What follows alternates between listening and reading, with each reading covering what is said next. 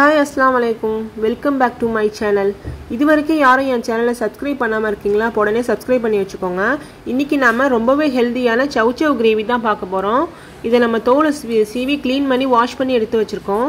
அப்புறம் நம்ம வந்து ஒரு அரை கப் போல பாசி பருப்பு எடுத்து வச்சிருக்கோம். நம்ம தாளிச்சி விடுறதுக்காக வெங்காயம், தக்காளி, கருவேப்பிலை இதெல்லாம் அரிஞ்சு ரெடி பண்ணி வச்சிருக்கோம். அப்புறம் நம்ம வந்து சௌசௌ வந்து இந்த மாதிரி சின்ன சின்ன பீஸா நம்ம அரிஞ்சு எடுத்துக்கணும். ஒரே சைஸா இருக்கணும், ஈக்குவலா எல்லாமே. இதை நம்ம அரிஞ்சு ரெடி பண்ணி வச்சுக்கலாம். இப்போ ஸ்டவ் ஆன் பண்ணி நம்ம தாளிச்சு விட்டுடலாம். 3 டேபிள் ஸ்பூன் கடலை எண்ணெய் ஊற்றிருக்கேன். அப்புறம் 1 டீஸ்பூன் அளவு கடுகு போட்டிருக்கேன். சோம்பு அரை டீஸ்பூன், அப்புறம் வெள்ளை உளுந்து 1 டீஸ்பூன் போட்டுக்கோங்க. இது நல்லா பொரிஞ்சதுக்கப்புறம் நம்ம வந்து தாளிச்சு விட்டுடலாம் வெங்காயத்தை போட்டு. நான் இப்போ 2 பல்லாரி வெங்காயம் ஸ்லைஸாக கட் பண்ணி வச்சுருக்கேன். அதை நம்ம போட்டு தாளிச்சு விட்டுக்கலாம். அதோட நம்ம கருவேப்பிலையும் ஆட் பண்ணிக்கலாம். நல்லா வதங்கணும். மீடியம் ஃப்ளேம்லேயே வச்சு வதக்கிக்கோங்க. இப்போ ஒரு 5 பல்லு போல் பூண்டு சேர்த்துருக்கேன். அதையும் வந்து நம்ம அரிஞ்சு தான் வச்சுருக்கோம், அப்படியே முழுசாக சேர்க்கல. இதுவும் நல்லா வதக்கி விட்ருங்க. நல்லா வதங்கினதுக்கப்புறமா நம்ம தக்காளி ஆட் பண்ணிக்கலாம். தக்காளியும் நல்லா வதங்கணும். அதோட நம்ம உப்பு ஆட் பண்ணிவிட்டு வதக்குனா சீக்கிரம் வதங்கிடும். நல்லா எண்ணெய் பிரிஞ்சு வர அளவுக்கு நல்லா வதக்கணும். அடுப்பை வந்து மீடியம் ஃப்ளேம்லேயே வச்சுக்கோங்க. ரொம்ப ஹை ஃப்ளேமில் வச்சிடாதீங்க, அதுக்கப்புறம் தீஞ்சிடும், டேஸ்ட்டாகவும் இருக்காது. டேஸ்ட்டாக கிடைக்கணுன்னா கொஞ்சம் சிம்மில் வச்சு தாங்க செய்யணும், அப்போ தான் நல்லா வரும். நல்லா தக்காளிலாம் குழஞ்சி மசிஞ்சு வந்ததுக்கப்புறம் நம்ம வந்து மசாலா ஆட் பண்ணிக்கலாம். இந்த பாருங்கள், நல்லா வதங்கி வந்திருக்கு. இப்போ நல்லா வதங்கி எண்ணெய் பிரிஞ்சு வந்திருக்கு. இதோட நம்ம 1 டீஸ்பூன் அளவு நெய் ஆட் பண்ணிக்கிட்டோம்.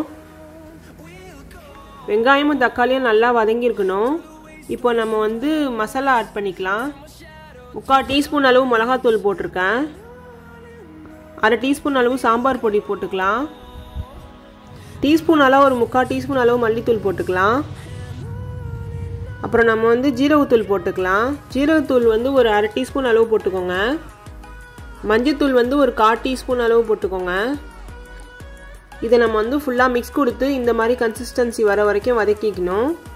அப்புறம் நம்ம ஸ்லைஸாக கட் பண்ணி வச்சுருக்க அந்த சௌசௌவை ஆட் பண்ணிடலாம். ஆட் பண்ணிவிட்டு ஃபுல்லாக நல்லா மிக்ஸ் கொடுத்துருங்க. ஒரு 2 நிமிஷம் நல்லா ஃபுல்லாக கிளறி விடணும்.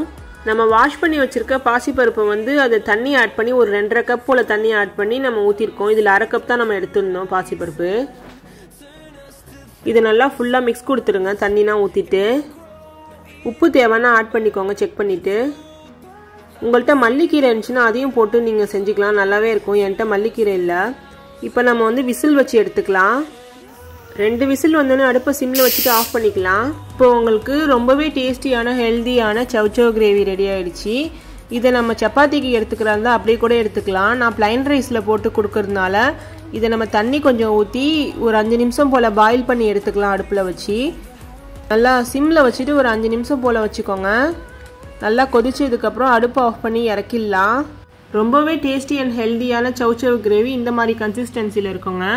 இதை பிளைன் ரைஸோட நம்ம சர்வ் பண்ணும்போது ரொம்பவே அருமையாக இருக்குங்க. இதை நம்ம இட்லிக்கு, தோசைக்கு, சப்பாத்திக்கு எதுக்கு வேணாலும் எடுத்துக்கலாங்க. காம்பினேஷன் வேற லெவலில் இருக்குங்க. ரொம்பவே ஹெல்தியான இந்த ரெசிபியை நீங்களும் உங்கள் வீட்டில் செஞ்சு பார்த்துட்டு எப்படி இருந்துச்சுன்னு கமெண்ட் பாக்ஸில் சொல்லுங்கள். உங்களுக்கு இந்த வீடியோ பிடிச்சிச்சுன்னா லைக் பண்ணுங்கள், ஃப்ரெண்ட்ஸ் அண்ட் ஃபேமிலிக்கு ஷேர் பண்ணுங்கள். மறக்காமல் என் சேனலை சப்ஸ்கிரைப் பண்ணி வச்சுக்கோங்க, பெல் ஐக்கானை கிளிக் பண்ணி வச்சுக்கோங்க.